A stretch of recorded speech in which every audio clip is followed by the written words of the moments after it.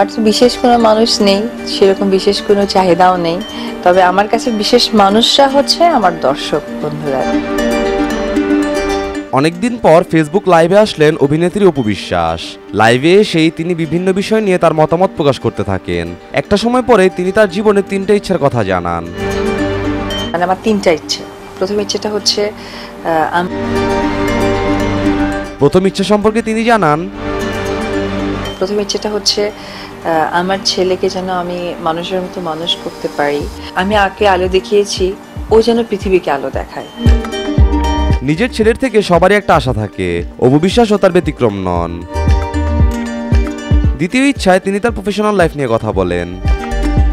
Second wish হচ্ছে যে আমাদের ইন্ডাস্ট্রি যে জায়গায় যাচ্ছে খুব কষ্ট লাগে, উপর ভগবানের ইচ্ছে যেন অবশ্যই সেটা আবার ফেরত আসে, প্রত্যেকটা ফ্লোরে ফ্লোরে যেন আবার শুটিংয়ে জমজমাট হয়ে যায়।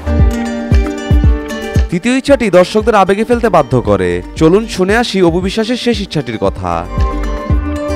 অ্যান্ড থার্ড উইশ হচ্ছে এই যে পারিপার্শ্বিক যে দুর্ঘটনাগুলো শুনছি, ছেলেটার নাম হচ্ছে কি আবরার, একটা স্টুডেন্ট, সে নিতান্তই একটা ভালো ছেলে এবং মেধাবী ছেলে। আমাদের ভিতরে কোনো রাগ বা ক্ষোভ কাজ করছে, আমরা সমঝোতার মাধ্যমে যদি সবাই চলতে পারি তাহলে আমরা আরো অনেক ভালো থাকতে পারবো।